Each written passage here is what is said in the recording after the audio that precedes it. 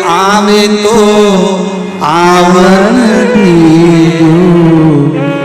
सखी बोल रही है फिर मुझे छोड़ने का फायदा क्या है जब चोर को घर में बुलाना है तो।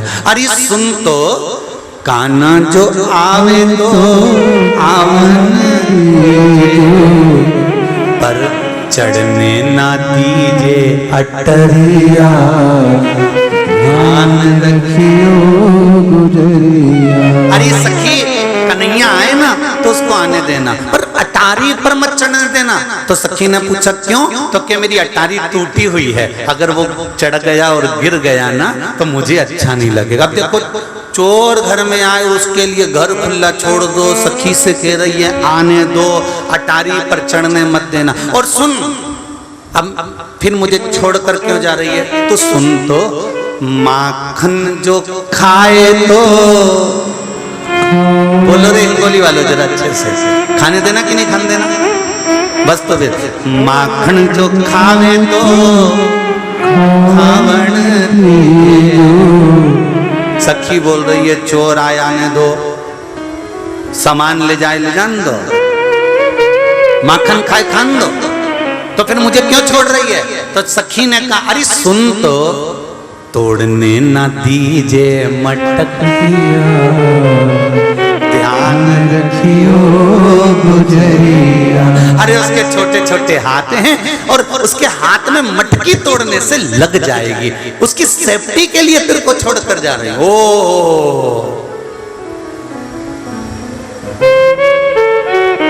और एक बात और सुन ले सखी, मेरी इस बात को पक्के से पल्लू में गांठ बांध कर रखना। क्या? कि कान्हा जो जावे तो, जान नहीं ना? तो सखी कह रही है कान्हा जो जावे तो जावन्ना दीजे। अरे सखी वो जाए ना तो जाने नहीं देना। तो इतने में तो सखी को आ गया गुस्सा, वो तो अपने बाप की नहीं सुने तो हमारी क्या खाक सुने। उसकी मैया उससे कहे कि रुक जा रुक जा रुक जा, उसके पिता की उसकी माता की किसी की नहीं सुनता, जो करना है अपनी मर्जी से करता है, सारे ब्रजमंडल को हथेली पर लेकर चलता है। तो तू कह रही है कि कान्हा जाए तो जाने मत देना, और अगर चले गया तो सखी ने कहा सखी से, छीन लीजिए बाकी बंसुरिया, ध्यान रखियो गुजरिया। अगर तूने बंसी को छुड़ा लिया फिर तो जाएगा ही नहीं, पक्का है, पक्का। एक बार तुम्हारा छोरा नहीं माने, लड़का नहीं माने, घर में रहे, नहीं जाएगा नहीं जाएगा, मैं बोल रही हूं ना नहीं जाएगा, तो छोरे को बोलने से अच्छा है उसका हाथ का मोबाइल छुड़ा के रख लो, फिर कहीं नहीं जाएगा। घर में उसको मालूम है किसी का फोन आ गया और मम्मी ने उठा लिया, फिर हैप्पी बर्थडे टू यू हो जाएगा, वो नहीं जाएगा। तो कान्हा जो जावे तो जावना दीजिए बाकी बंसुरिया, ध्यान रखियो गुजरिया। सखी इतनी सारी सखियां हैं, पर भगवान किसी किसी सखी के घर जाते हैं, किसी किसी गोपी के घर जाते हैं। उसी तरह मेरा भोलेनाथ उसी को बुलाता है, उसी को पकड़ता है, उसी को साधता है जिसको वो अपने लिए बनाया हुआ होता है, किसी दूसरे को नहीं।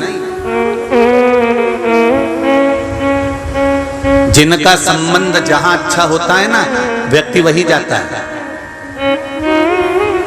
हिंगोली में जिनके रिश्तेदार रहते होंगे ना, तो उन्होंने पहले ही फोन लगा दिया होगा, हम संडे को आएंगे, हो हम आएंगे संडे को, हम सैटरडे को आएंगे, हम जिनकी जिससे अच्छी पड़ती है। अब हिंगोली में किसी के बुआ जी भी रहती, मामा जी भी रहते, काका जी भी रहते हैं, पर हो सकता है काका जी से अच्छी नहीं पटे, हो सकता है बुआ जी से अच्छी नहीं पटे, हो सकता है मामा जी से अच्छी नहीं पटे, जिससे अच्छी बनेगी। हो सकता है किसी व्यापारी से, हिंगोली का कोई व्यापारी हो, हल्दी बेचता हो, तो उसका उससे अच्छे संबंध हो गए, तो कहेंगे हम तो ना तो मामा क्या रुकेंगे, हम ना बुआ क्या रुकेंगे, हम ना फूफा जी क्या रुकेंगे, हम तो हमारे व्यापारी के घर रुकेंगे। तो कई व्यापारियों के, तो जिसका जिससे संबंध अच्छा होता है वो वही पहुंचता है। उसी तरह जो शिव महापुराण की कथा में पहुंच रहा है या आस्था चैनल पर या फेसबुक पर देख रहा है, समझ लेना कि आपका महादेव से संबंध बड़ा पक्का है, इसलिए आप शिव से लगे। ये संबंध देखना है, ये संबंध।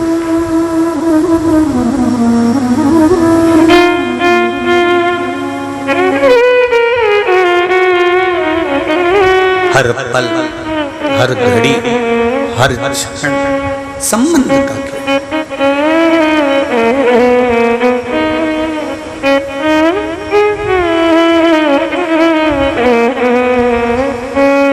महाराज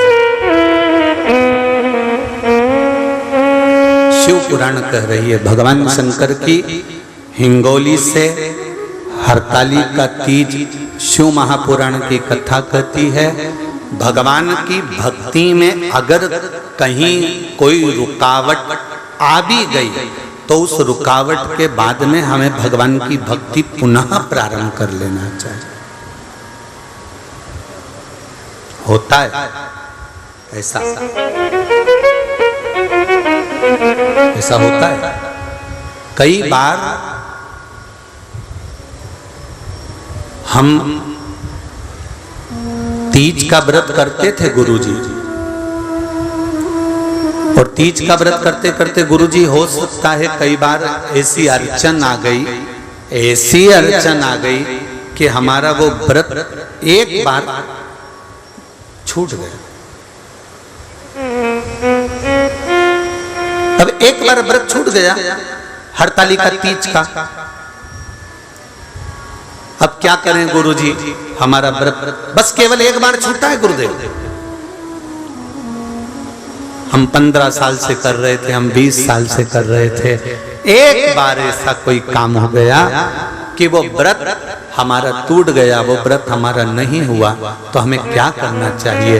हरतालिका शिव महापुराण की कथा कहती है, भूलवश कारणवश किसी कार्य से अगर एक व्रत बीच में कभी बाई चांस किसी कारण से रह गया है तो हरतालिका शिव पुराण कहती है फिर एक काम करिए, अगला व्रत जब करें तो उस समय पर कोई भी शिव जी का एक जोड़ वस्त्र, सौभाग्य नारी का, सुहागन नारी का एक जोड़ वस्त्र, सौभाग्य की बांस की पिटारी, उसमें सौभाग्य की सामग्री रखकर शिव जी के मंदिर में जाकर पूजन कर कर वापिस आकर फुलेरा का दर्शन कर कर, फुलेरा शिव जी का पूजन कर कर, वो सौभाग्य सामग्री किसी गरीब ब्राह्मण को जिसको जरूरत है वस्त्र आदि की, या जो ब्राह्मण पूजन करा रहा हो आपके यहाँ, वो ब्राह्मण जन को तिलक कर कर दक्षिणा के साथ उसे प्रदान कर दे।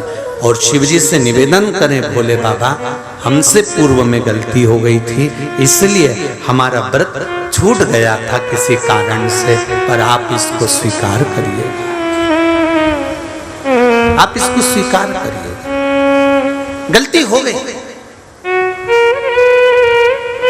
अब जिसके पास में वस्त्र भी ना हो ब्राह्मण को देने के लिए, कोई सौभाग्य वस्तु सामग्री भी ना हो, तो शिव महापुराण की कथा कहती है हल्दी और कुंकू तो घर में होता है ना, ये हल्दी कुंकू भी अपने किसी ब्राह्मण को दे दिया तो भी आपका हरतालिका व्रत का फल आपको प्राप्त जरूर होगा। कोई जरूरी नहीं कि आपके पास में बहुत सामग्री, ये जरूरी नहीं।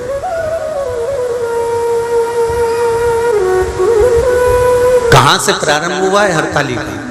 देव ऋषि नारद भ्रमण करते करते माता पार्वती जी के पास पहुंचे।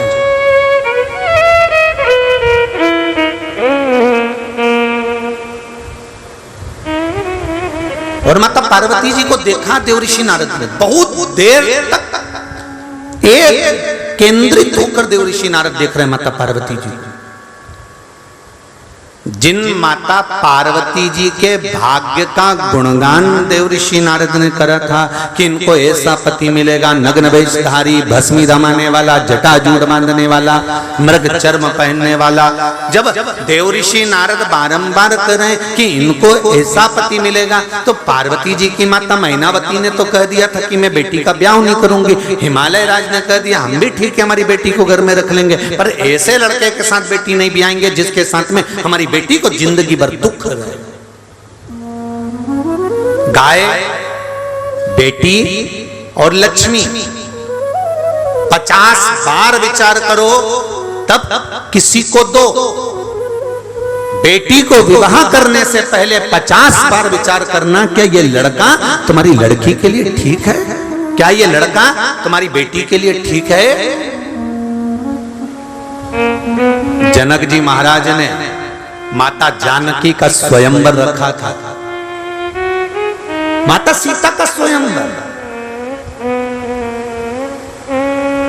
और जनक जी ने जो माता सीता का स्वयंवर रखा, उस स्वयंवर का ये कलाकारों ने, ये फिल्म बनाने वाले ये कलाकारों ने उस स्वयंवर का इतना हंसी मजाक बना दिया, इतना हंसी मजाक बना दिया कि वहां हीरो हीरोइन के स्वयंवर होने लगे थे। आपने देखा होगा टीवी पर।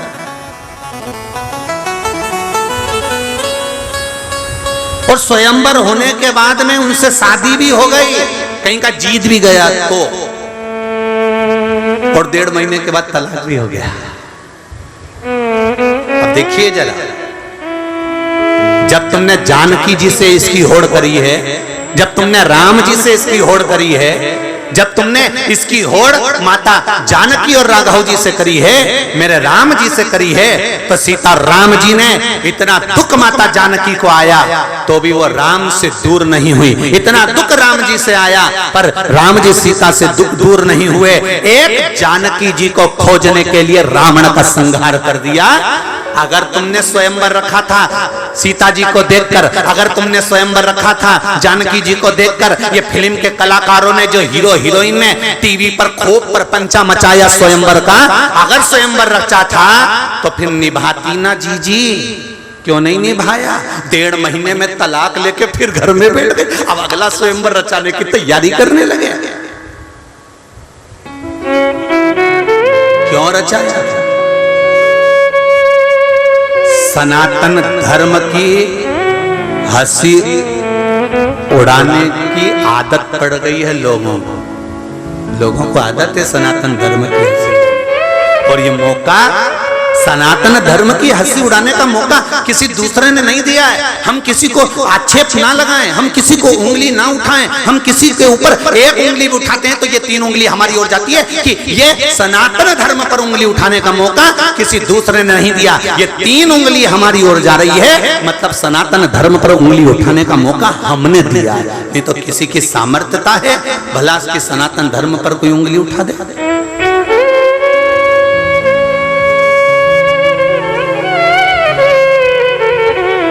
उन्होंने टीवी पर स्वयंवर रचा और आप बिल्कुल टाइम पे 8 बजे टीवी खोल के बैठ गए। अब देखेंगे अगला क्या बोलती, क्या अब देखेंगे। और युवान छोरा छोरी देखे तो चल जाए, डोकरा डोकरी भी के लगा स्वयंवर लगा, डोकरा डोकरी भी बैठे बस स्वयंवर देख। पर किसी एक ने एक पत्र लिखकर नहीं भेजा कि यह कौन सा प्रपंच रचा कर रखा है तुमने सनातन धर्म पर हंसी उड़ाने के लिए। ये कौन सा उपहास उड़ा रहे हो तुम? किसी एक ने पत्र नहीं लिखा, सब टीवी खोल खोल कर देखते रहे, सब देखे, सब ने। एक बार तो मुझसे कहते, एक बार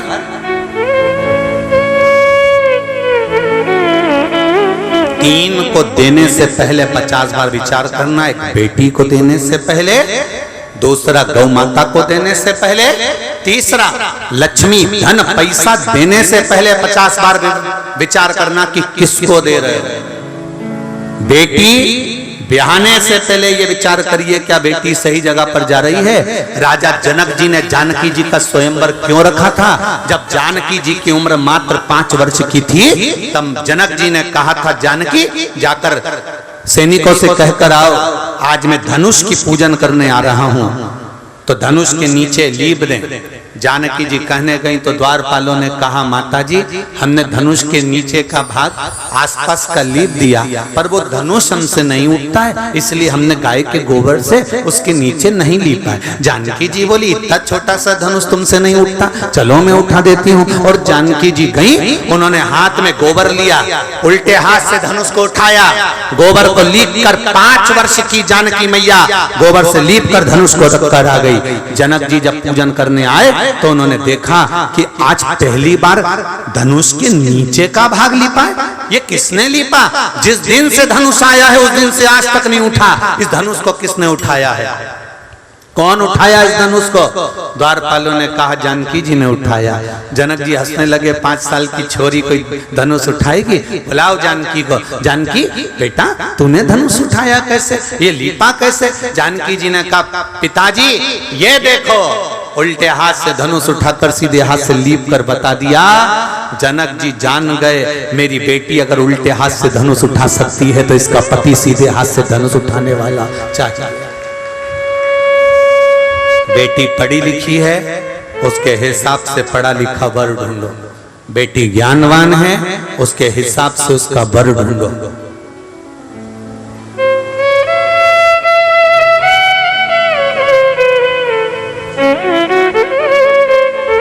उसके हिसाब से वर ढूंढो।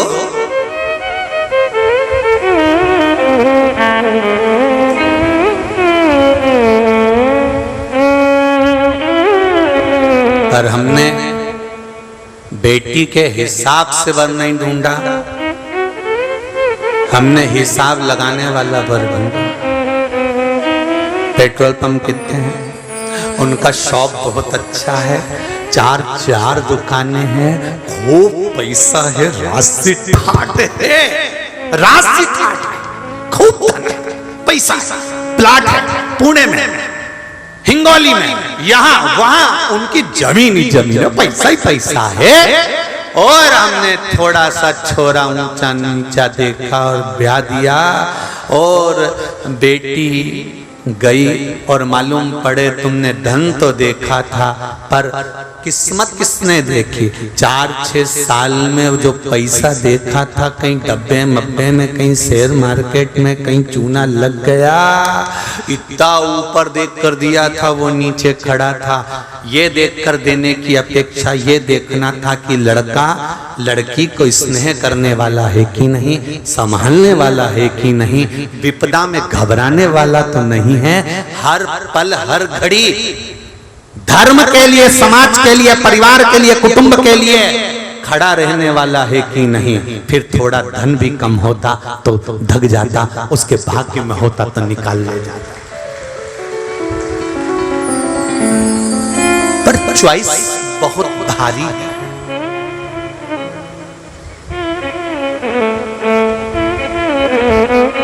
बहुत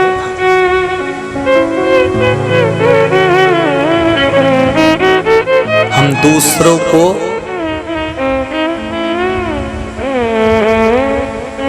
इम्प्रेस करने के लिए अपने वालों को इग्नोर कर देते हैं। हम दूसरे को इम्प्रेस कर रहे हैं।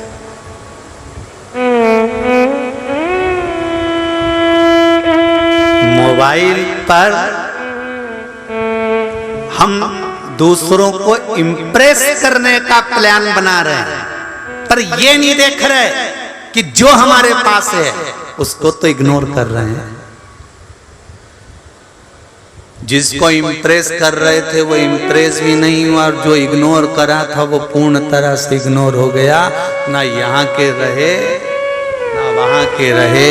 इसलिए शिव कथा कहती है शंकर भगवान के चरणों में पार्वती दिन रात सेवा में लीन रहती थी। उसको कोई मतलब नहीं कि कहाँ जाना है, क्या करना है, किससे कहना है। दुख आया अपने दुख को शंकर जी से कहा, तकलीफ आई भगवान शिव से कही। कुछ परेशानी आई भगवान शंकर से कही। वो भटक नहीं रही है माता पार्वती, हम भटकते हैं। संसार में आने के बाद में हमने भटकना प्रारंभ कर दिया। थोड़े दिन यहाँ चले गए, वहां से काम नहीं हुआ, यहाँ चले गए, यहाँ से काम नहीं हुआ, वहां चले गए, वहां से काम नहीं हुआ, वहां चले गए। शिव महापुराण की कथा कहती है एक ही द्वार पर अगर जाते रहते, परमात्मा का द्वार अगर पकड़ कर रखते, भगवान शंकर का स्मरण, राम का स्मरण, कृष्ण का स्मरण करते रहते तो जीवन अपने आप पार हो जाता। हरि विठ्ठल का स्मरण करते रहते तो जीवन पार हो जाता। पर हम 24 घंटे भटक रहे हैं, 24 घंटे। अरे तुम पूरी बफेट में पार्टी में घूमो, यहाँ दही बड़ा खा लो, वहाँ गुलाब जामुन खा लो, वहाँ चाउमीन खा लो, वहाँ पानी बतासा खा लो, सब कुछ खा लो, पर 2 रोटी तो तुमको खाना ही पड़ेगी। क्यों? जब तक रोटी नहीं खाओगे इन चीजों से पेट नहीं भराएगा। रोटी की याद घर जाकर आएगी कि खाना जरूर खाना था। खाओ, तुम चाउमीन खाओ, लड्डू खाओ, उधर दही बड़ा, उधर आलू बड़ा, उधर छम्मक लड्डू, उधर आइसक्रीम, दुनिया भर के आइटम निपटाओ, दुनिया भर के स्टॉल खाओ, पर एक रोटी वो थाली में लेकर, सब्जी लेकर, थोड़ी दाल चावल लेकर, थोड़ा ना थोड़ा भले 2 कौर खा लोगे ना तो संतुष्टि रहेगी कि मैं रोटी खाकर आई। इन चीजों से पेट नहीं भराएगा। कभी इधर भटक लिए, कभी उधर भटक लिए, कभी उधर भटक लिए, आखिरी में रोटी के पास तो आना पड़ेगा। ये स्टॉल सबसे भारी है, और जो आखिरी में भी इस स्टॉल पर नहीं आता फिर उसका इंस्टॉलमेंट पूरा जमा हो जाता। इस स्टॉल पर तो आना पड़ता। तुम खुद देख लो, जो शिव के पास नहीं जाता। पार्वती जी ने शंकर भगवान से कहा, भोलेनाथ जी, भगवान बैकुंठ में विराजमान होते हैं। हर व्यक्ति की फर्स्ट चॉइस रहती है कि मुझे बैकुंठ जाना।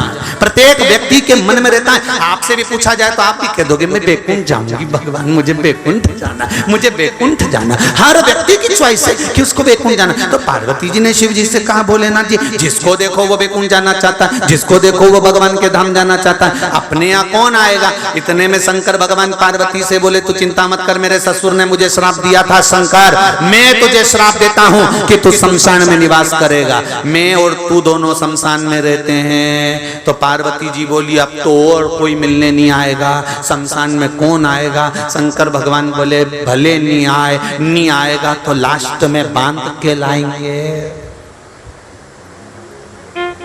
नहीं आएगा तो आखिरी में बांध कर लाएंगे। जो बैकुंठ जाता है वो वापिस भी आता है, इंद्रलोक जाता है वो वापिस भी आता है। शंकर भगवान कह रहे हैं, पार्वती जो एक बार शमशान आ जाता है ना,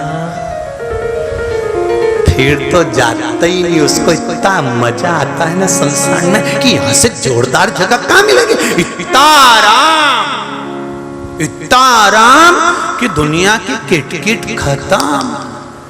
जब तक जिंदा था बेटी की शादी करना, बेटे का ब्याह करना, मकान बनाना, मेरा प्लाट वहां पड़ा है, एक केस से बस वो निपट जाए, मेरी जमीन छूट जाए, इसके बाद मकान बनाऊंगा। पूरी जिंदगी tension tension tension tension tension में निकल गई। आखिरी में जब शंकर जी के पास गया तब चैन से सोया तो भोलेनाथ जी ने भी पूछ लिया, क्यों रे हे भेरू, कैसा है। भेरू भी बोला, मजा तो आपके चरणों में ही है। तब लोगों ने भजन लिखा कि मिलता है सच्चा सुख केवल भगवान तुम्हारे चरण। तब लिखा कि उसके सिवा कहीं सुख कहीं।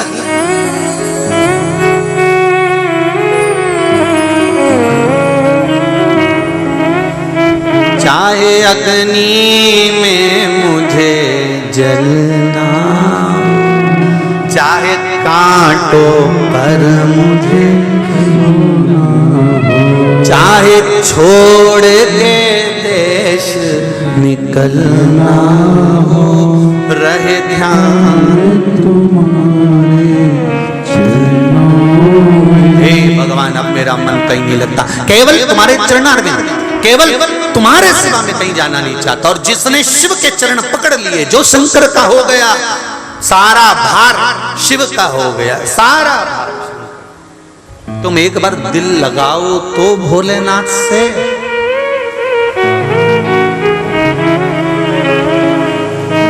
जो एक एक बार दिल लगा लेता है उसके मोबाइल का रिचार्ज वही कराता है। बोलो तो जरा दमदारी से, सही है कि गलत है? किसी ने किसी से दिल लगा लिया, उसने कहा मेरा क्यों मैं तो मैसेज कर रहा तू उठा क्यों नहीं रही? चार्ज ही नहीं है। तो मुझे तो बोल, मैं अभी चार्ज कर देता हूँ। उसने 2 मिनट लगाया, बटन दबाई ना, उसका मोबाइल चार्ज कर दिया। उसने कहा मेरा मोबाइल खो गया। उसने कहा काय को टेंशन लेती है, अभी दिलाऊं चल, और ले गया बाजार, भुड़ भुड़ करता और मोबाइल दिला दिया। जहां दिल लगाया था तो पैसा देखा नहीं जाता। शिव जी की कथा भी ये कहती है कि एक लड़की ने एक लड़के से स्नेह किया तो लड़के ने पूरा बोझ उठा लिया उसका, सूट दिलाए, हार दिलाए, रिंग दिलाए, बाली दिलाए, सूट दिलाए, सब कुछ दिलाए। तो जरा विचार करो, संसार के व्यक्ति से दिल लगाया तो उसने केवल तेरा वजन उठाया, अगर शिव से लगा लेती तो सबका बोझ वही उठा लेता। उससे तो लगाओ एक बार दिल, उससे तो लगाओ एक बार हृदय।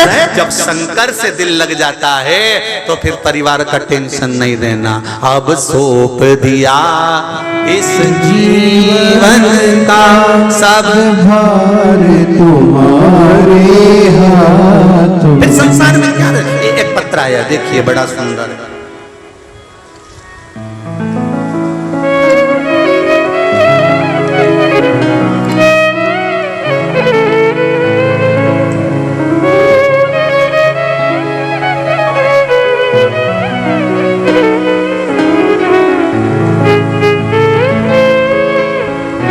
मैं सुनीता गुप्ता अकोला महाराष्ट्र से हूं।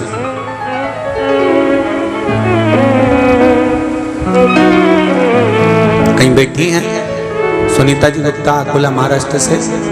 जहां बैठी हो तो दोनों हाथ आप ही हैं, दोनों हाथ हिला दो एक बार। हर हर महादेव। अकोला महाराष्ट्र से हूं गुरुदेव। मेरे पोते, मेरी बेटी के बेटे की तबीयत 16 मार्च 2022 को खराब हुई। उसी समय उसको 10वीं के पेपर हो रहे थे। 16/3/2022 को उसे पास के हॉस्पिटल में दिखाया तो उसे टाइफाइड निकला। उसे कुछ दिन एडमिट करने के बाद पता चला कि उसकी तबीयत बहुत सीरियस हो गई है और डॉक्टर ने कहा कि उसको बड़े हॉस्पिटल में ले जाया जाएगा। 19 मार्च 2022 को उसको बेहोशी की हालत में अकोला के बड़े हॉस्पिटल में ले गए। उस समय डॉक्टर ने सभी जांच की और कहा कि हम पूरी कोशिश करेंगे। गुरुजी, बच्चे को उसी दिन जब ज्यादा और स्वास्थ्य खराब हो गया तो वेंटिलेटर पर डाल दिया गया। उस समय हम सिर्फ श्री शिवाय नमस्तुभ्यम का जाप कर रहे थे, पाठ कर रहे थे, और सुबह शाम उसके पास मोबाइल में भी श्री शिवाय नमस्तुभ्यम का जाप करते रहे। गुरुजी, 20 मार्च को उसका जन्मदिन था। उसी दिन डॉक्टर ने कहा कि ये बच्चा कोमा में चला गया है। वेंटिलेटर से लड़का कोमा में चले गया और कोमा में जाने के बाद भी हमने शिव जी का स्मरण नहीं छोड़ा। गुरुदेव, श्री शिवाय नमस्तुभ्यम का स्मरण करते रहे। कोमा में बच्चा चले गया, हिलना डुलना बंद कर दिया, देखना बंद कर दिया, नेत्र सब बंद हो गए और उसको सुध नहीं रही। गुरुदेव, खराब हो गई हालत।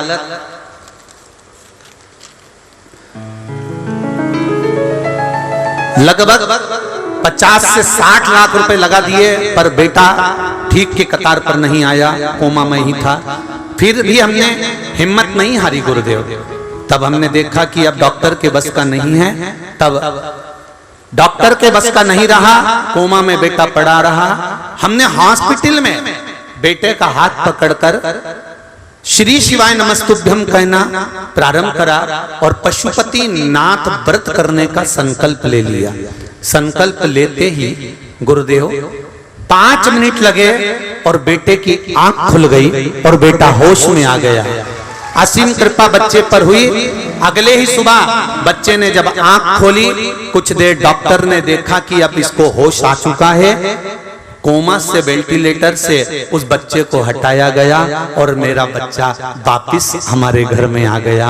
हम प्रणाम करने आए हैं कि बाबा ने मेरी औलाद को वापिस भेज दिया, इसलिए इस कथा में हम दंडवत करने आए। श्री शिवाय नमस्तुभ्यं। विराज जी हर हर महादेव। एक पत्र और देख लीजिए।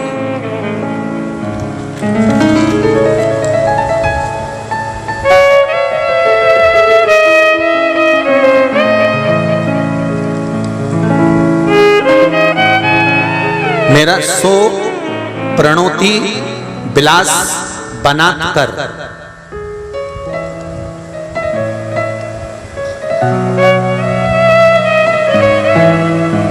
मसल डिस्ट्रोफी बीमारी इस बच्चे को हुई है, जिसका फोटो है।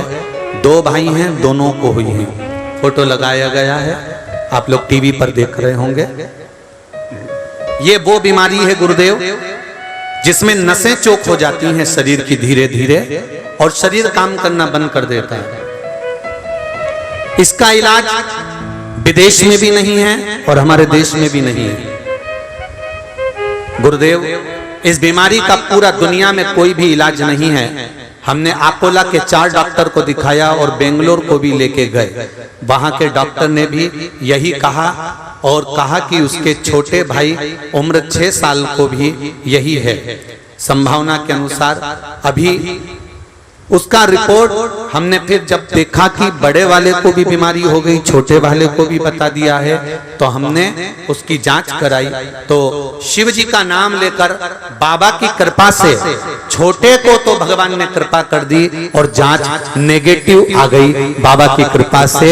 बच्चा छोटा तो ठीक हो गया गुरुदेव, पर बच्चा जो बड़ा वाला है उसकी तकलीफ कमर तक बढ़ गई थी। उसको पलंग पर पड़े रहना था, छाती तक वो मसल्स की बीमारी पहुंच चुकी थी। बड़ा वाला मेरा पूरा परिवार बहुत परेशान हो गया था। एक दिन किसी के कहने पर मैंने आस्था चैनल पर आने वाला आपका शिव महापुराण का कार्यक्रम देखना चालू किया, और भोलेनाथ की कृपा से मेरा मन उनकी भक्ति में जुड़ गया। उसमें आपने जो 1 लोटा जल और 1 बेलपत्र का उपाय बताया था वो करना प्रारंभ किया गुरुदेव। बड़े लड़के की जो मसल्स पैर से लेकर छाती तक हो गई थी, जो पलंग पर पड़ा रहता था 24 घंटा, हिलता डुलता नहीं था गुरुदेव, हमने वो उपाय करना प्रारंभ करा। आपने एक भस्म का उपाय बताया था, वो भी चालू कर दिया, और बाबा की कृपा से बेलपत्र खाने से और वो शंकर का 1 रुद्राक्ष जो कुबेरेश्वर धाम से लाए उसका जल पिलाने से बच्चे के पांव की नस वापस काम करना चालू कर दी। बच्चे ने चलना प्रारंभ कर दिया है गुरुदेव। वो बच्चा चलना प्रारंभ हो गया। शिव कृपा। बैठिए। हर हर महादेव। तेरी कृपा बिना न हिले लेते सांस, तेरी कृपा से तनो तनो। हे गंगाधर मुक्ति द्वार ओंकार तू, भोले ओंकार तू। आयो शरण तिहारी शंभो तार तार तू। खान क्या करूं मैं राखों के ढेर का, चपटी भभूत में खजाना कुबेर का। एक बात अपने जीवन में, पत्रों का तो ढेर है, पत्र कम नहीं ढेर लगा हुआ। बाहर से भी कई लोगों ने पत्र भेजे हैं जो कोरियर पर आए हैं, और इसमें केवल आपके दिल का भाव है कि बाबा ने आप पर क्या कृपा की।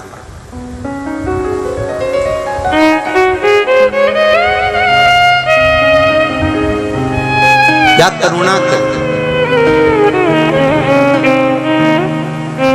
जिन्होंने परली बैजनाथ में कथा सुनी, और कथा सुनने एक पत्र आया है, हम परली बैजनाथ कथा सुनने आए थे और बाबा ने हमको दे दिया, तो हम यहाँ भी प्रणाम करने आ गए। इतने दिन में ही हमें बाबा ने बुला लिया। पत्र सुना।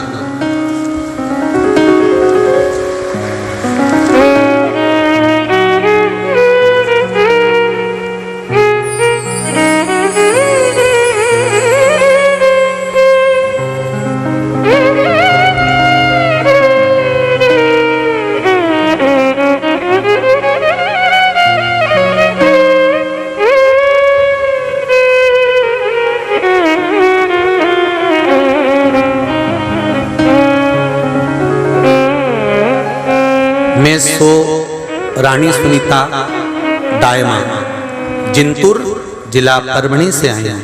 कहीं बैठी हो तो हाथ हिलाइएगा, जहां कहीं भी बैठी हो दोनों हाथ अवश्य हिलाइएगा।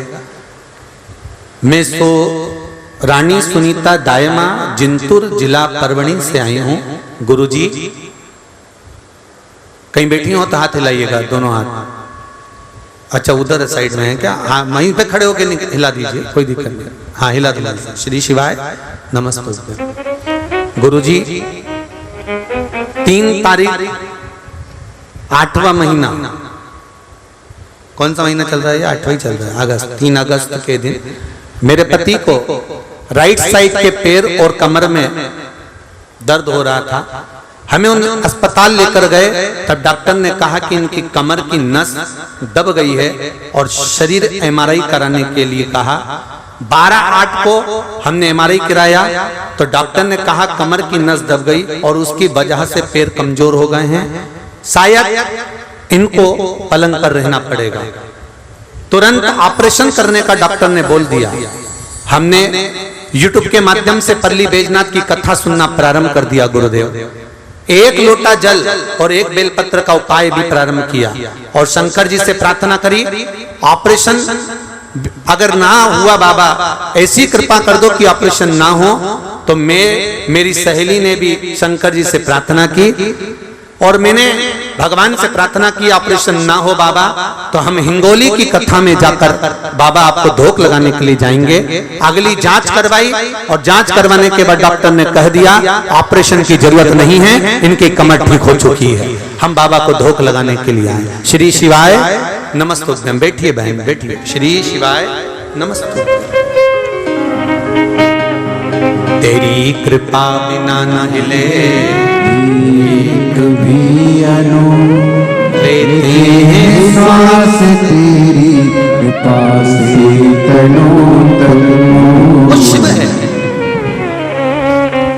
और परली बैजनाथ से जिन्होंने मैसेज करे हैं वो मैसेज आशीष जी राय के पास में है। मैं चाहूंगा वो मैसेज आस्था चैनल पर दिखाए जाएं कि जिन्होंने कथा सुनी है और उनका जो काम हुआ है उन्होंने अपना नाम, एड्रेस, मोबाइल नंबर के साथ लिखकर भेजा है कि बाबा ने केवल 7 दिन की कथा सुनकर हमें क्या दिया है गुरुदेव।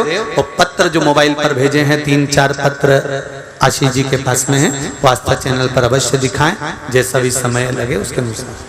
शंभु शिव कथा था, इसीलिए हम बार बार कहते हैं कि विश्वास है मेरा शिव। और जितने लोग यहाँ कथा श्रवण करने बैठे हैं मेरे बाबा के भरोसे पर कह सकता हूँ, मेरे बाबा के विश्वास पर कह सकता हूँ, दिल से सुनना दिखावे से नहीं। मेरे भगवान को दिखावा प्रिय नहीं है। शमशान में जाकर कोई दिखावा करता है क्या? अरे बोलो तो जम के। जो अच्छा सेठ से सेठ भी मरता है तो डनलप के गद्दे पर नहीं जाता, बांस पर और घास पर ही जाता है। सेठ से सेठ भी मरता है तो मखमल के कपड़े पहनकर नहीं जाता, वही सफेद और लाल कपड़े में लपेट कर जाता है। उसके यहाँ दिखावा चलता नहीं है। तुम दिल से शिव महापुराण की कथा सुनो, दिल से सुनो। माना इस पंडाल में जगह नहीं तो दूसरे पंडाल में बैठकर सुनो, दूसरे में नहीं हो तो तीसरे में बैठकर सुनो, तीसरे पंडाल में जगह नहीं हो तो चौथे में बैठकर सुनो। कई लोग रोड पर बैठकर कथा सुन रहे हैं तो उनसे निवेदन है कि जहां मौका मिले शिव महापुराण की कथा को जमीन पर बैठकर कंकर शंकर को मानकर सुनना और दिल से कहना बाबा मैंने सुना है कि तू 3 महीने में पूर्ण कर देता है, ऐसी कृपा करना कि मैं भी मेरी ये कामना पूर्ण हो और मैं भी धूप लगाने तेरे दरबार में जाऊं। उससे प्रार्थना करेगा, उससे दिल से कहो तो।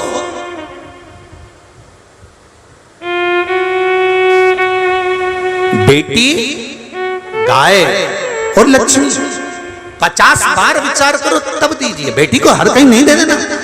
गाय को किसी ऐसे हमारे दादाजी चले गए, हमारे काका जी चले गए, गौ दान करना है, ब्राह्मण को गाय दी, ब्राह्मण ने गाय ली। अब ब्राह्मण के घर में खुद की रहने की जगह नहीं, तो गाय कहां से बांधेगा, भूसा कहां रखेगा, चारा कहां रखेगा, पानी कहां पिलाएगा। उसने गाय ले ली, थोड़ा सा सोने के सिंह चांदी के खुर के चक्कर में गाय ली, गाय लेकर दूसरे को भेज दी, दूसरे ने तीसरे को भेज दी, तीसरे ने चौथे को भेज दी। वो गाय बिकते बिकते कसाई के हाथ में चली गई। गाय कटी तो बद्दुआ ब्राह्मण को नहीं लगी जिसने ली थी, बद्दुआ उसको लगी जिसने दी थी। संकल्प तुमने दिया है,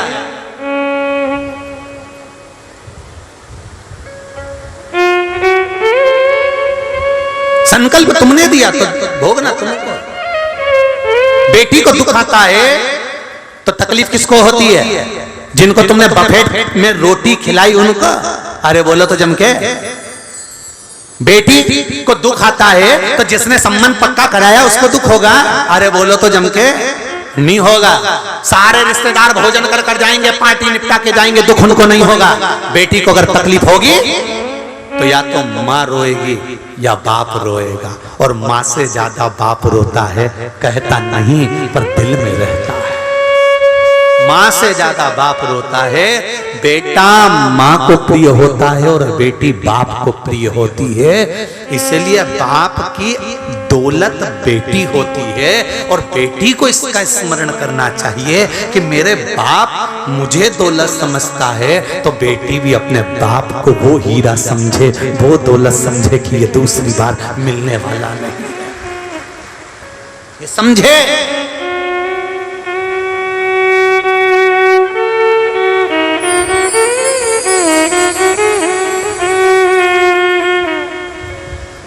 कसाई के घर में गाय चली गई, देने वाले को रोना पड़ा। पैसा तुमने दिया, कोई भिखारी मांगने के लिए आया, कोई भिक्षुक मांगने के लिए आया। ट्रेन में सफर कर रहे थे, ट्रेन में जा रहे थे, छोटा सा लड़का आ गया, अपना कपड़ा उतारा, पोछा लगाने लगा ट्रेन में। तुमने 1 रुपया निकाल कर पर्स में से उस छोरे को दे दिया। उस लड़के ने वो 1 रुपया लिया, इकट्ठा करा, अगले स्टेशन पर उतरा, कोई सामान नशे का ले लिया, रुमाल में डाला, सूंघ रहा है, और लड़का नशे में आते आते एक दिन मर गया। उसके मरने में 1 रुपया तुम्हारा लगा है, तो तुमको भी हिसाब तो देना पड़ेगा, भोगना पड़ेगा। जिस भिखारी के कटोरे में पैसा दिया, भिखारी लेकर मदिरा की दुकान पर चले गया, वैश्यावृत्ति में चले गया, मांसाहार में चले गया। तुमने लक्ष्मी को गलत हाथ में दे दिया। लक्ष्मी अगर गलत जगह पर जाकर रोती है तो दान करने वाले को रोना पड़ता है। गाय, बेटी और लक्ष्मी 50 बार विचार करो, तब किसी को दो, मत 50 बार विचार करना क्या ये सही है। और निवेदन है, अपनी संपदा, अपनी प्रॉपर्टी भी जो तुम्हारी सेवा करे उसके प्रति थोड़ी सी बचा कर रखो।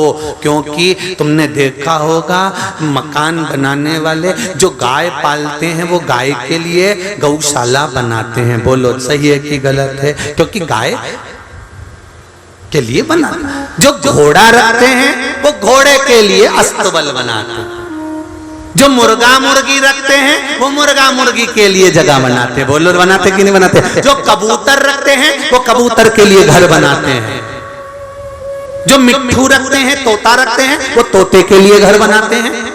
जो मगर रखते हैं वो मगर के लिए घर बनाते हैं। जो जिस जानवर को रखते हैं उसके लिए घर बनाते हैं। पर कभी तुमने सुना कि किसी ने गधे के लिए घर बनाया?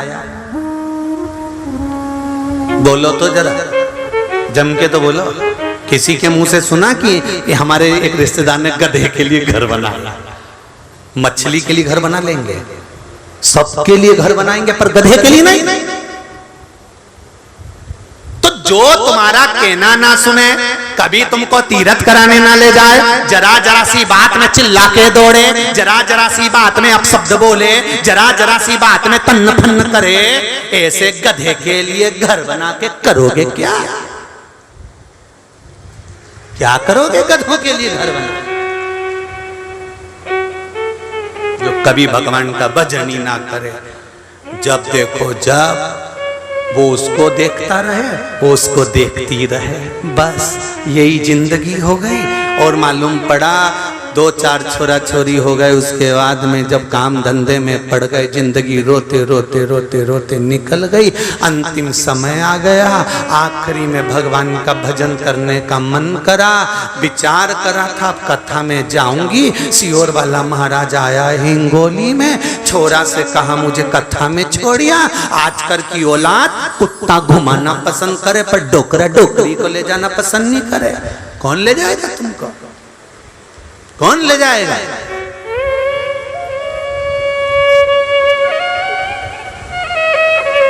एक कुत्ता को चेन से बांधकर इतना चड्डा पहन के, टी-शर्ट पहन के जब घुमाते हैं तो ऐसा लगता है इनको कि हमारे बराबर कोई वीआईपी नहीं है। सुबेरे सुबेरे हमारा शास्त्र कहता है कि गीता के पीछे चलो, रामायण के पीछे चलो, धर्म और शास्त्रों के पीछे चलो। ये सुबह से उठ के मुंह धो के कुत्ता के पीछे चले। कुत्ता तुम्हारे पीछे चलता है क्या? जम के बोलो जरा, चलता है? नहीं, जा कुत्ता जाएगा। अब जरा विचार करो, इतने वीआईपी, इतने वीआईपी, इतने वीआईपी कि इनके घर के बच्चों को छीछी आई तो बेचारी एक बाई रख रखी वो साफ करे। इनके घर के औलादों की गंदगी एक बाई रख रखी वो साफ करे, एक आई रख रखी वो साफ करे, और ये कुत्तों को गंदगी कराते फिरे। छीछी करे, और वो कुत्ता छीछी करे और ये वहीं खड़े रहे।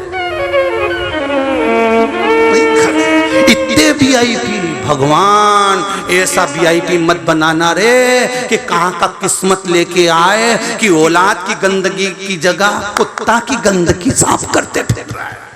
भगवान ऐसा वीआईपी नीचे नीचे ऐसा वीआईपी ठीक करे। सुबह से उठ के कुत्ता के घुमाए नीचे। भगवान से कह देना, भगवान ऐसा वीआईपी मत बना नीचे। शिव नाम जपो, शिव नाम जपो, शिव नाम बिना उद्धार नहीं। शिव नाम जपो, शिव नाम जपो, शिव नाम बिना उद्धार नहीं। भोलेनाथ बिना भव पार नहीं। भोलेनाथ बिना भव पार नहीं। भोलेनाथ बिना भव पार नहीं। भोलेनाथ बिना भव पार नहीं। शिव नाम बिना उद्धार नहीं। शिव नाम बिना उद्धार नहीं। भोलेनाथ जपो, शिव नाम जपो, शिव नाम बिना भव पार नहीं। भोले नाम जपो, भोले नाम जपो, भोलेनाथ बिना भव पार नहीं। जितने लोग बाहर के जितने जितने पंडालों में बैठे हुए हैं, दोनों हाथों से ताली सेवा देते हो बड़े भाव के साथ।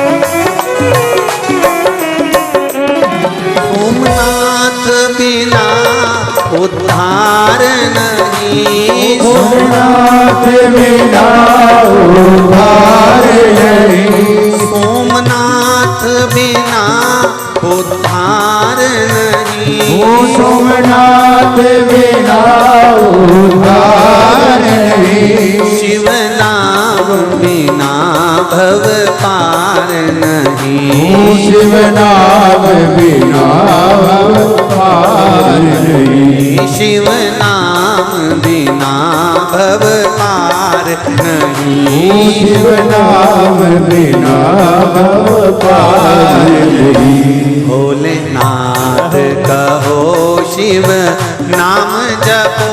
शिव नाम बिना भव पार नहीं। भोले नाम जपो, भोले नाम जपो, शिव नाम बिना भव पार नहीं।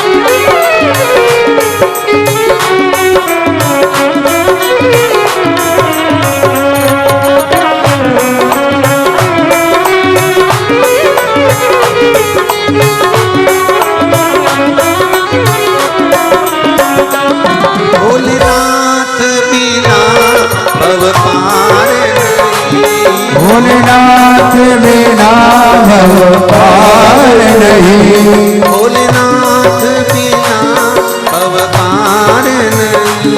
भोलेनाथ बिना भव पार नहीं। शिव नाम बिना उद्धार नहीं। ओ शिव नाम बिना उद्धार नहीं। शिव नाम बिना उद्धार नहीं। ओ शिव नाम बिना उद्धार नहीं।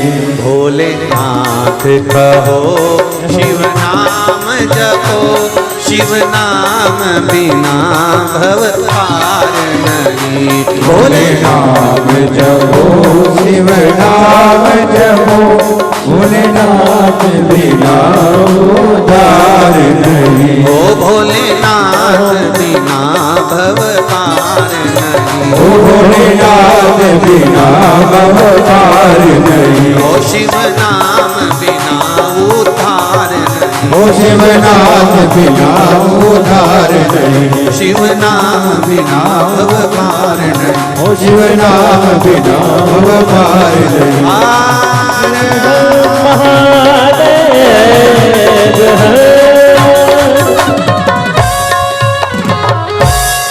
भगवान शिव के मूल मंत्र शिव महापुराण का जो आनंद देने वाला मंत्र है, जिसके बल पर जीव को सुख का अनुभव होता है। उस मंत्र का जाप बाबा से हृदय से दिल जोड़कर, मन जोड़कर, चित्त जोड़कर कहें, श्री शिवाय नमस्तुभ्यं, श्री शिवाय नमस्तुभ्यं, श्री शिवाय नमस्तुभ्यं, श्री शिवाय नमस्तुभ्यं, श्री शिवाय नमस्तुभ्यं। भोला सब दुख काटो ओ भोला सब दुख काटो मारा, शिव शंकर जपो तेरी माला, भोले बाबा जपो तेरी माला, भोला सब दुख काटो मारा, ओ भोला सब दुख काटो मारा। भगवान शिव ओगड़दानी त्रिकालदर्शी कैलाशी अविनाशी की कथा कर रही है। देवऋषि नारद ने जाकर पार्वती जी का जो जन्म का संवाद था वो हिमालय राज से और मैनावती से कह दिया। वो कह दिया।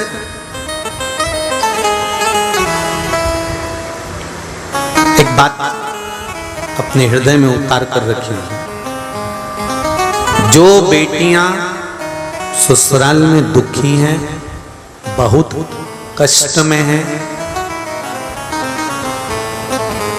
या आपस में सामंजस्य पति पत्नी का नहीं बन रहा है, या कोई विवादित वाली बात है, तो निवेदन है तलाक पर बात को लेकर मत जाना। एक बार बाबा देवाधिदेव महादेव का एक भाव जरूर प्रकट करना। महाराज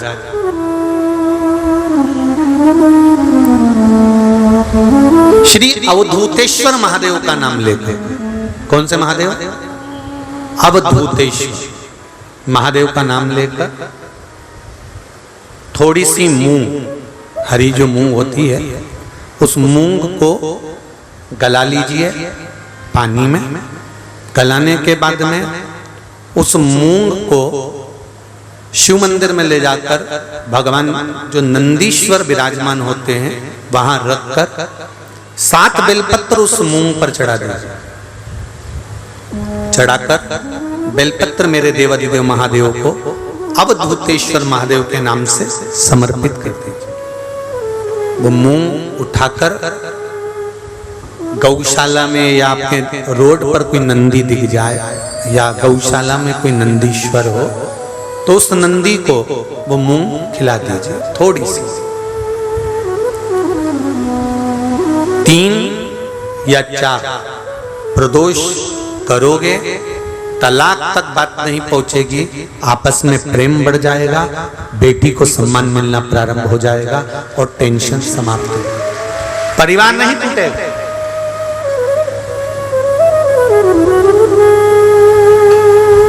हमारे यहाँ तो मूंग का प्रयोग, जो हरी मूंग होती है, धना होता है, खड़ा धना, गुड़, ये जब घर में मंगल विवाह होता है, शादी होती है या कोई अच्छा फंक्शन होता है तो उसमें इन चीजों की जरूरत होती है। कभी आपने अपनी सासू माँ से पूछा कि मम्मी ये मूंग क्यों रखते हैं, ये गुड़ क्यों रखते हैं, ये खड़ा धना क्यों रखते हैं? ये तो सब दाल का सामान है, ये तो सब वहां रसोई घर में होना चाहिए, फिर ये पूजा की थाली में इसको क्यों रखते हैं? उसका कारण क्या है?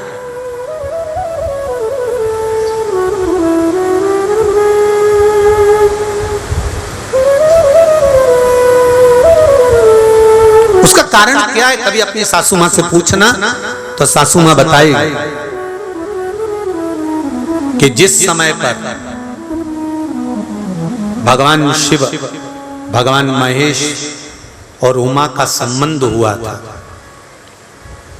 भगवान शंकर के 51 विवाह पहले हो चुके थे। पार्वती के साथ में 52वें नंबर का विवाह है शिव जी का।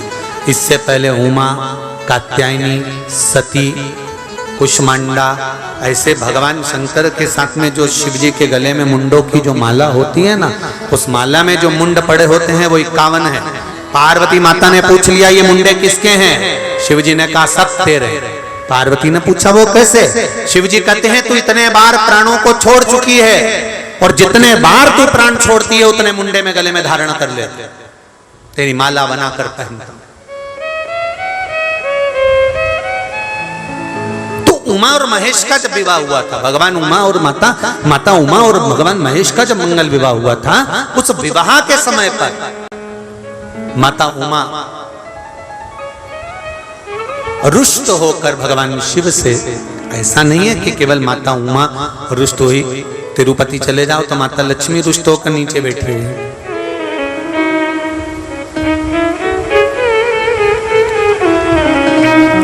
इंद्र जी का दर्शन करो तो इंद्रारी पारिजात के वृक्ष के लिए रुष्ट होकर,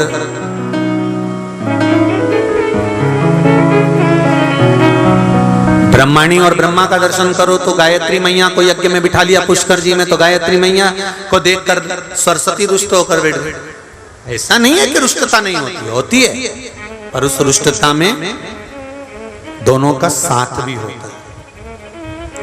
लक्ष्मी मैया से, भगवान विष्णु से लक्ष्मी ऐसी रुष्ट होकर गई कि नीचे आके बैठ गई, पर भगवान के पास नहीं पहुंची। ब्रह्माणी ब्रह्मा के पास नहीं पहुंची, पर पार्वती, उमा, सती शिवजी के पास के बिना दूर गई नहीं। दोनों, पार्वती मैया माता उमा रुष्ट होकर भगवान महेश से चली गई, और जब भगवान महेश से रुष्ट होकर माता उमा जाती हैं, माता उमा चली जाती हैं, तब उस समय पर ऋषियों ने, संतों ने आकर माता उमा को समझाया। स्वयं देवऋषि नारद भी उस समय पर पहुंचकर समझाए कि मां, यदि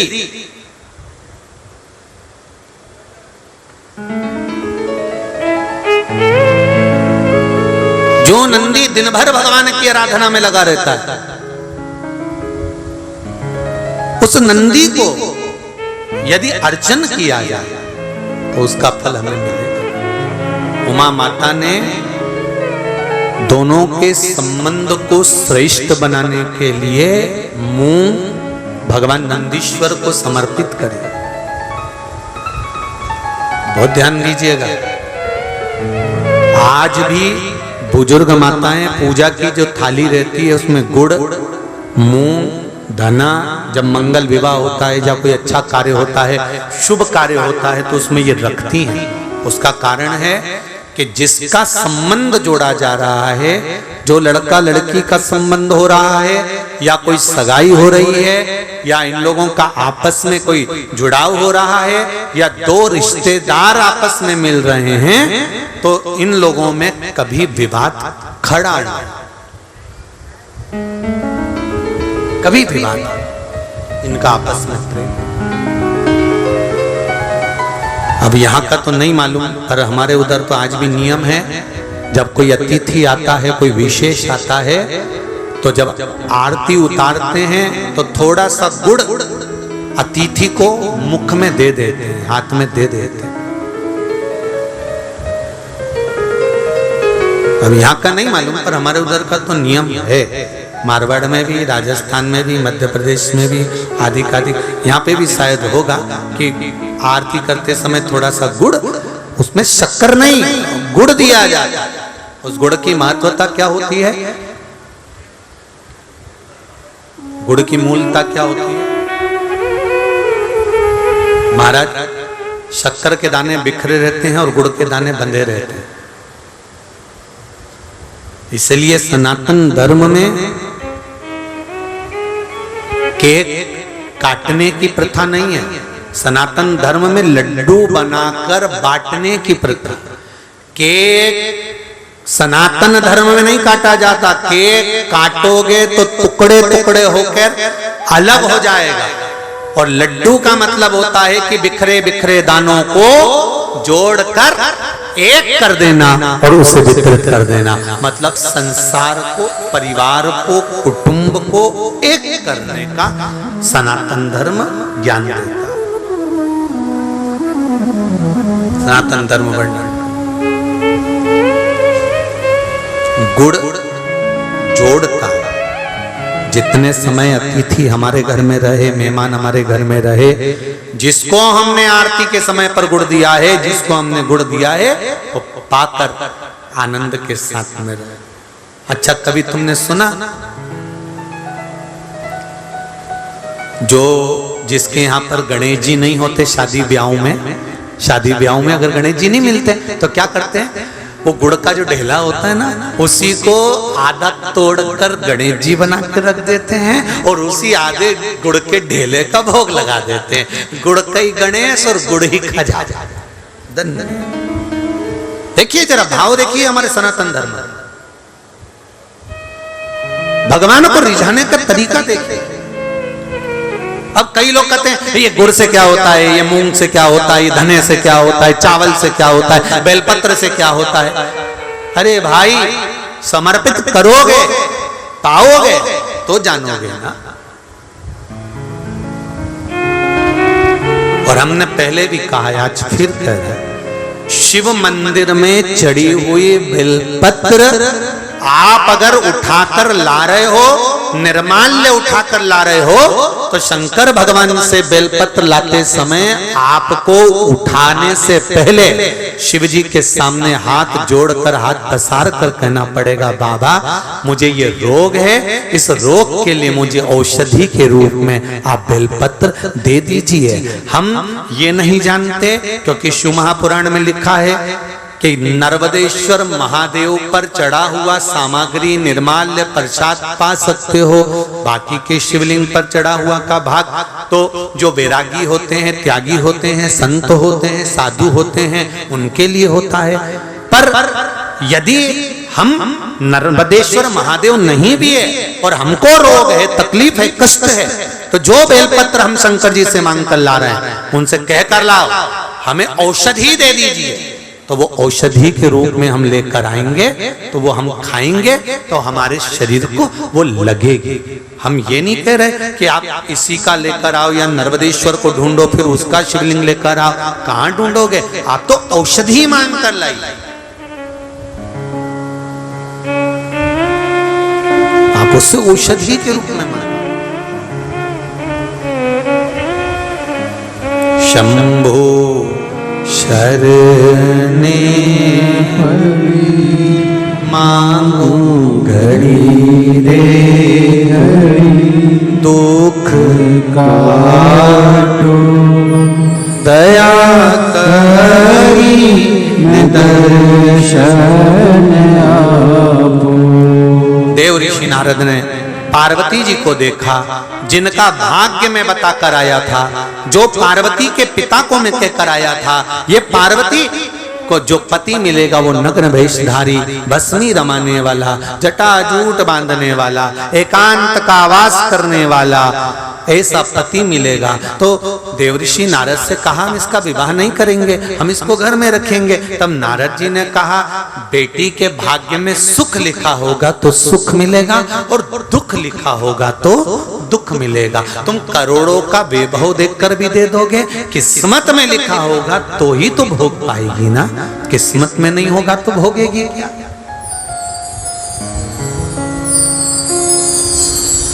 कितना हम छाट बीन कर काम करते हैं, साहब मेरा छोरा, उसके लिए बहू लाना है, कोई अच्छी मिल जाए, सुशील मिल जाए, सारा घर संभाल ले, परिवार संभाल ले, कुटुंब संभाल ले, कितनी आस लेकर आते हैं, कितना नाचते हैं, महिला संगीत में भी अपन थोड़ा थोड़ा डोल लेते हैं, कितना खर्चा करते हैं, कितना पैसा लगा देते हैं कि बहू आएगी, गरम रोटी देगी, प्रेम से बोलेगी, बहुत स्नेह से रहेगी। मेरे को करना क्या है? गिना चुना परिवार, आजकल कोई इतना बड़ा परिवार नहीं होता, 4 5 6 लोगों का परिवार, सब उसी का तो है। मुझे संभाल लेगी, सेवा करेगी, बहुत अच्छी लड़की आ रही है, बहुत सुंदर आनंद में बहू आ रही है। अब लेकर इतनी तमन्नाओं के साथ आए थे कि अच्छा बोलेगी, गरम रोटी देगी, अब वो क्या दे रही है ये तो सियोर वाला भी नहीं जान सकता।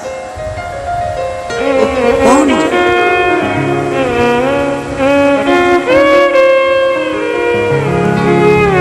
कहा आपने गुरुजी, कई लोग आते हैं लड़कियों का फोटो लेकर, हमारे लड़के की लड़की देख के आए, गुरुजी देख के बताओ कैसी रहेगी। हमने कहा बहुत बढ़िया। गुरुजी हम 8 लोग गए थे देखने, आधा घंटा बैठे गुरुजी, लड़की भी बैठी मिली पर मुंह से आवाज नहीं आई। गुरुजी ऐसी जोरदार लड़की, इतनी सुशील, इतनी बढ़िया बिल्कुल नहीं बोली। गुरुजी आप देख के बताओ ना कैसी है। तो हमने भी कह दिया अभी नहीं बोलेगी, जब वो बोलेगी तो तू भी डोलेगी, अभी काहे को बोलेगी? शादी कराना है कि नहीं कराना?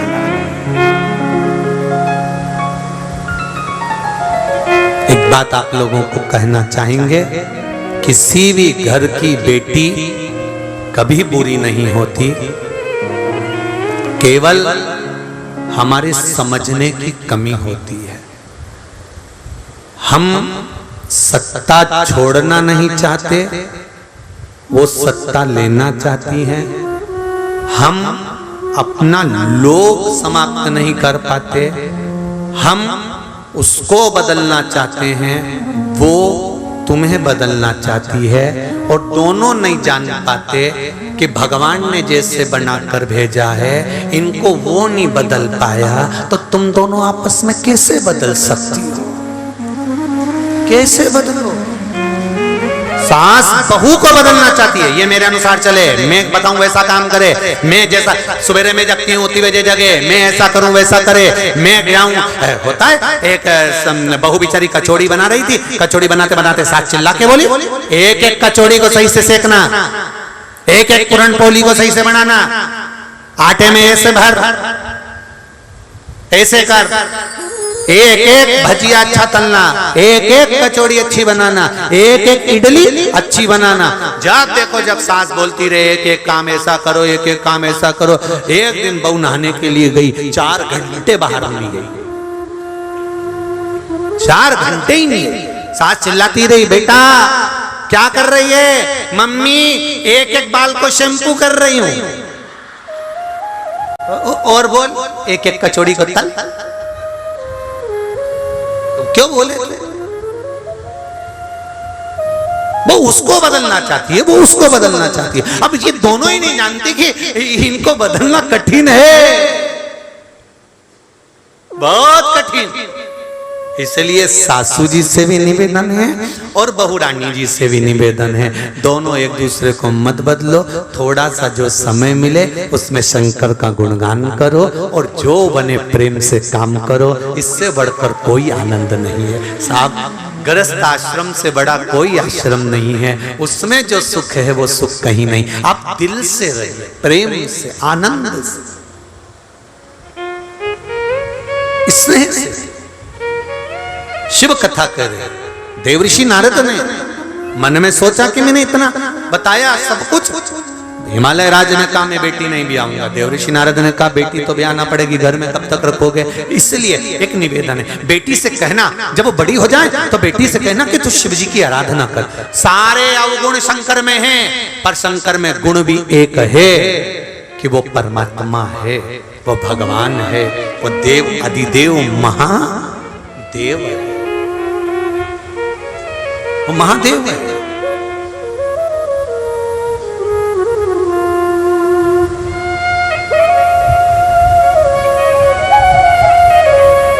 पूछा, मैनावती ने पूछा देव ऋषि नारद से, नारद एक बात पूछूं मैं आपसे, मैं आपसे पूछूं एक बात? हाँ बोलिए, क्या बात है, बोलो। देव ऋषि नारद ने कहा क्या बात है? मैनावती कह रही है शिवजी क्या मेरी लाड़ो को, मेरी बेटी को निभा लेंगे? शंकर क्या मेरी बेटी को निभा लेंगे? देव ऋषि नारद ने कहा जिसके दांतों में विष होता है वो गले में पड़ा है तो भी निभ रहा। बोलो सही है कि गलत है? दांतों में विष है, गले में पड़ा है तो निभ रहा है। कंठ पर विष भरा है तो भी आनंद में रह रहा है। जिसको टेंशन बहुत होता है उसकी रात की नींद चली जाती है, पर शंकर भगवान के कंठ पर विष भरा है तो भी आंख बंद करके चकाचक बैठे, कोई टेंशन।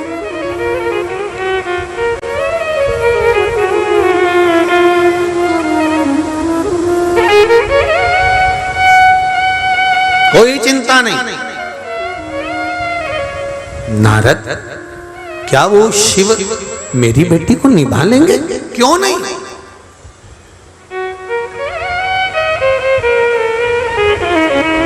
सारे देवताओं की लिस्ट निकाल लो।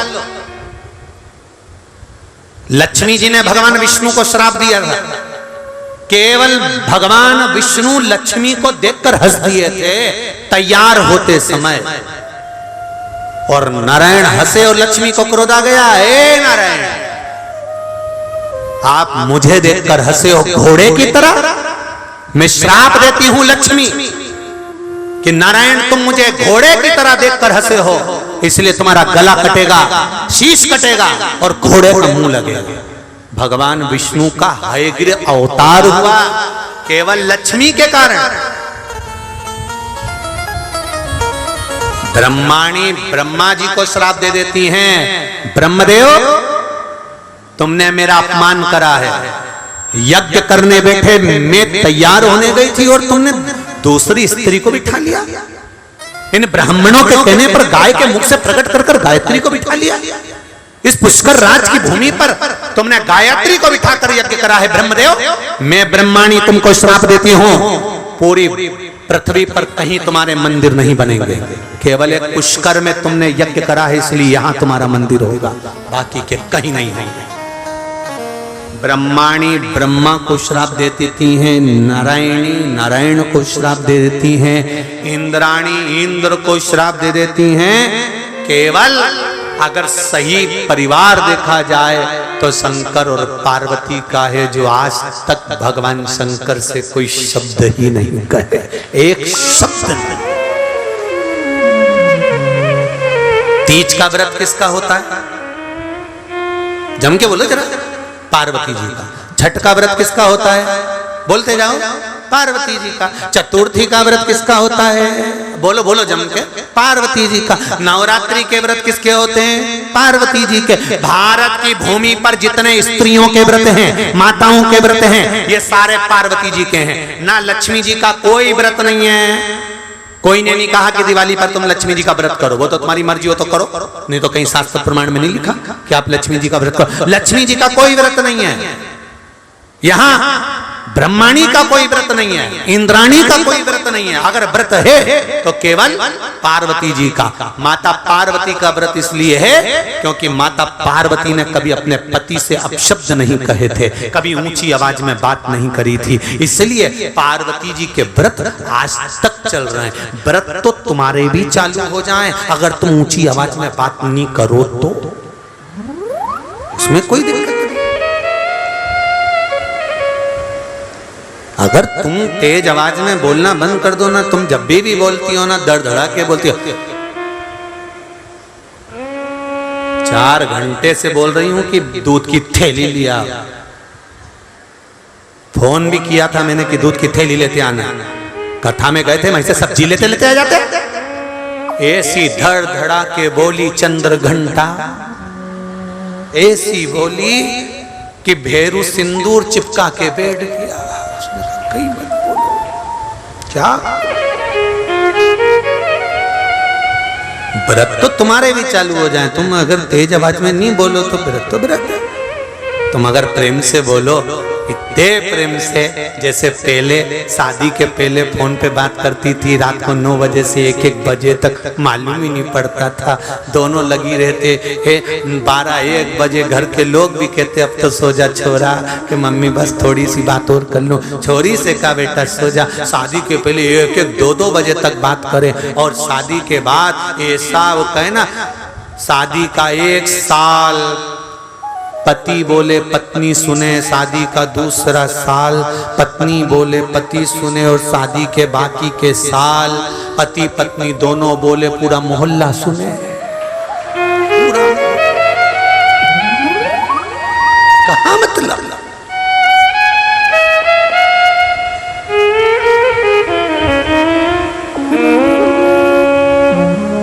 क्या मतलब? आप हृदय से बोलो तो, आप हृदय से दिखाओ तो शिव को। कहो पार्वती मैया से, जब पार्वती जी बड़ी हो जाए तो शंकर जी की आराधना करना। शिवपति के रूप में मिल गए तो जीवन सार्थक हो गया।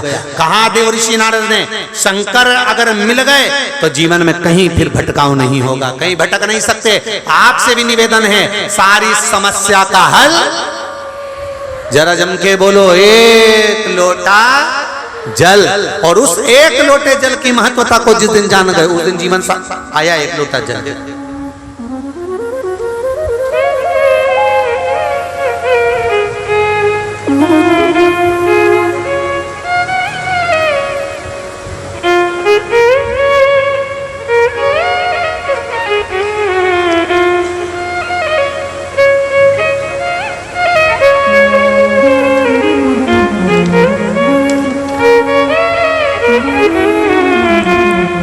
शालिता पवन जायसवाल अमरावती महाराष्ट्र से आई हैं। कहीं बैठी हो तो हाथ हिलाइएगा। आप ही हैं? दोनों हाथ हिला दो एक बार। श्री शिवाय नमस्तुभ्यम। लॉकडाउन से मैं, मेरा पूरा परिवार आपकी शिव अमृतमय वाणी कथा सुन रहे हैं गुरुदेव। छोटे से बड़े सब अपने समय के अनुसार शिवालय जल चढ़ाने जाते हैं गुरुदेव। 27 मई 2022 की घटना है। हमारे घर में ही बड़ा मेडिकल है गुरुदेव। मैं पानी भरकर जब ऊपर आई तो लाइन चली गई। मैंने नीचे जाकर देखा तो नीचे से बहुत काला धुआं आने लगा। लोग बाहर जमा हो गए, मैं घबरा गई। घर में सब सोए